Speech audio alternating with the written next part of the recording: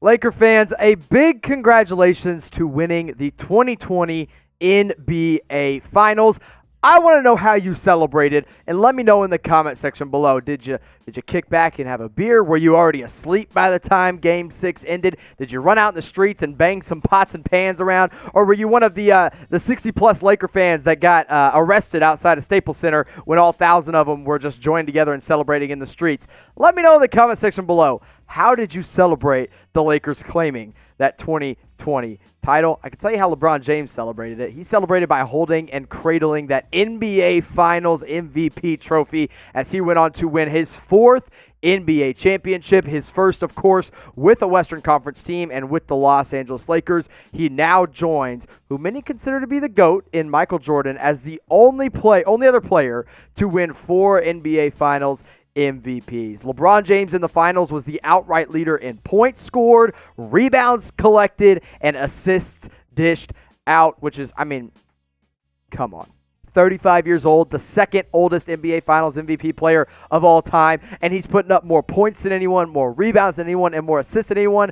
Come on, man. And this now becomes his 4th championship. Of course, he wins it with the Lakers this year. He beats the Golden State Warriors back in 2016 to give Cleveland their first franchise title, and then back-to-back victories with the Miami Heat, once against the Oklahoma City Thunder and that young KD, Russell Westbrook team. And then 2013, he goes on and beats the big three of Tim Duncan, Tony Parker, Manu Ginobili, and can't forget Kawhi Leonard was still there at the time as well in 2013. And 4 rings on LeBron's hand, the 4th, of course, coming with the Lakers. When you look at the numbers he put up, I told you he was the leader in points, rebounds, and assists, and his averages speak to that. 30 points per game, 12 rebounds, 9 assists, all playing 39 minutes. The dude did not take a break, and really probably that minutes per game took a little bit of a dip because he didn't play that much in Game 6 once they took such a big lead, and good for him, man. Now he gets to go home. He gets to take a little rest. Bronny James probably not too happy that he's going home right now, but he is going to be back and be able to chill out with that Finals MVP. And I want to ask you guys this. I know which one you guys are the most happy about since, of course, we are here on the Lakers Report, but which one was the most impressive? If it was 2020, so when you see the years on there, you can just type whichever year was the most impressive. Like this year, he beats a Miami Heat team. Obviously very impressive because of the circumstances with the NBA bubble, with, of course, Kobe Bryant happening, with all of that going on, that coming into play makes it super impressive, but I don't think anything is going to top that 2016 title when he and the Cleveland Cavaliers went on to defeat the Golden State Warriors in what was probably probably top 3 finals I've ever watched. But let me know, which of LeBron's 4 rings was the most impressive to you? Now, for Anthony Davis, on the other hand, his first one, nothing's going to top this one. I can promise you that. However, AD's not exactly sure what he's going to do this year. He will opt out and become a free agent in the offseason. We already know that. He's going to look to go get some more money somewhere else. But he was asked immediately after winning his first NBA championship what he was going to do.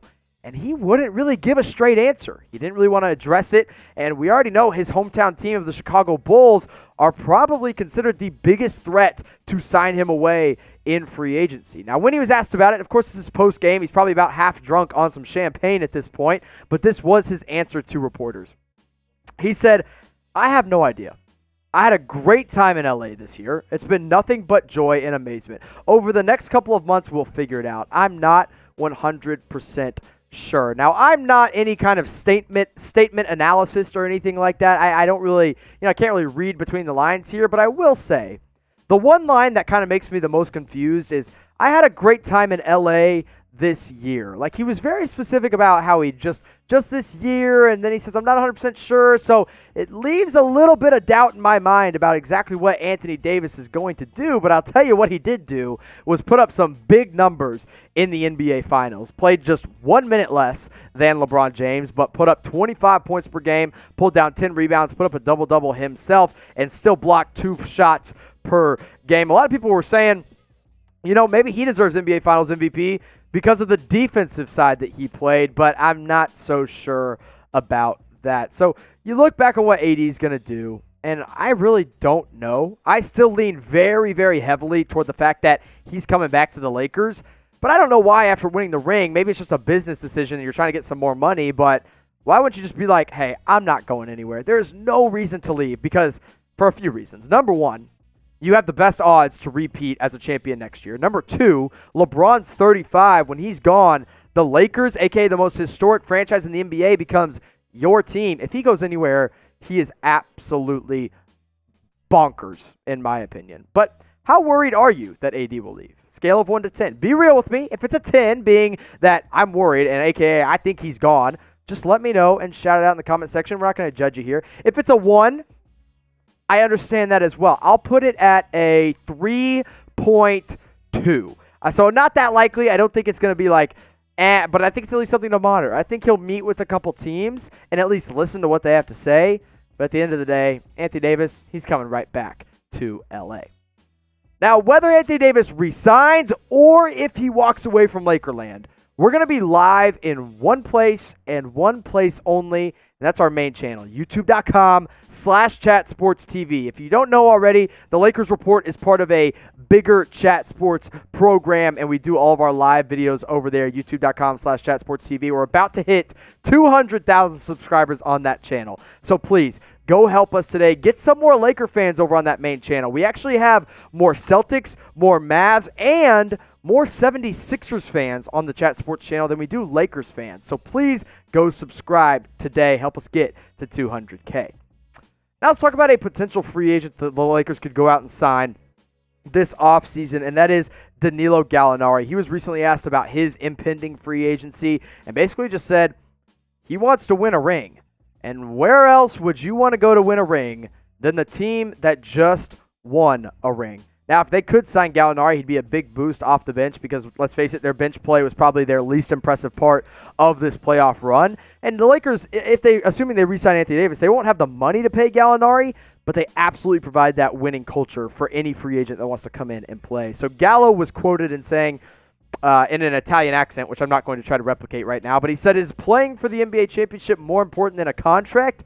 Yes. At this time, yes. I'm not 20 anymore. So Gallo's up in his 30s now. He's looking to win, and he's going to try to stay as healthy as he can. Let me tell you what, if you get a guy that puts up 19-5 and shoots 41% from 3, and you can get him for really whatever the Lakers want to offer, you do it 100 times out of 100. I don't care if you have to find a way to trade Danny Green. I would, honestly, if I'm trying to repeat next year, I would try to trade Kuzma to get Gallo back. I think Gallo is way more valuable than Kyle Kuzma is. But that being said, Kuzma obviously has a brighter future because Gallinari is at the end of his prime.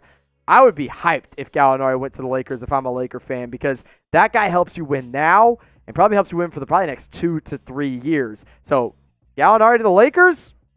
Why not? Let me ask you this question, though, because I think Gallinari is definitely an ideal offseason addition. I don't think he's the number one guy that I would go out and get, but he's a guy that would help this team tremendously. But let me know who your ideal offseason addition is for the Lakers, whether it's a draft guy, a trade guy, or a free agent kind of guy like Gallinari is. Let me know. I think some people will say Gallinari. I think Derrick Rose is an acceptable answer. I think going out and getting a big man like Daniel Oturu in the draft or a Tyrell Terry for a point guard prospect could make some sense. But let me know what you guys got in the comment section below. Now, the NBA season might be over, and the championship run is over for now, but guess what? We're already gearing up for 2021, baby, and so is BETUS. When you go to chatsports.com/Lakers and use our custom promo code LAKERS125, you get a 125% deposit bonus. Here's what that means, because I know some of you guys are like, math, I don't want to do that, I'm just watching your show. Okay, I'll tell you. You put down let's say you put down $100 on the Lakers to win a game. BETUS is going to give you an extra chunk of money to use and deposit on whatever that game is. So let's say you want to go ahead and make your bets on the Los Angeles Lakers to win the 21 championship. Guess what? They already got the odds for you. You put $25 today down on the Lakers and they go on to win it, you'll win $87.50. They are the number one team to win it at plus 350, and I think that's a pretty safe bet. Why would everybody's got an extra $25 just laying around? Just go and reach into your grandma's piggy bank, pull it out, and put it down the Lakers with BETUS. Again, that's chatsports.com/Lakers. Use that promo code LAKERS125 for a 125% deposit bonus. Now let's talk about one Laker that got left behind in the NBA bubble. This is a true story and one that I was scratching my head at and laughing pretty hard at last night on social media. So the Lakers win the Game 6. They win the NBA Finals. They get the ring. They get to hold up and kiss the trophy. And then Quinn Cook gets left behind in the stadium. Now, granted, Quinn Cook only played 2 minutes and 50 seconds in the entire NBA Finals, so probably not that surprising that the Lakers forgot about him. But J.R. Smith was live on the bus with the team, and you can see Quinn Cook right there. Q Cook 323 says, "Make a U-turn." And everyone's like, "Make a U-turn? What's going on?" And then Quinn Cook says, "I got to walk back after I win an effing ring? What WTF?" That's hilarious to me. I can just picture Quinn Cook walking back to his hotel after just winning the NBA championship, probably stumbling back after a few too many drinks. But I got to crack up at that. I cracked up quite a bit. That got a good laugh out of it. And honestly, what better way to end the NBA Finals? Nothing can go perfectly right, although this season was pretty darn close to perfect. So I hope Quinn Cook found his way back eventually. Haven't seen any updates on him, but I guess we'll just go ahead and see. Laker fans, I appreciate you guys watching. Congratulations again on the 2020 NBA championship. Let me know in the comment section how you've been celebrating ever since last night.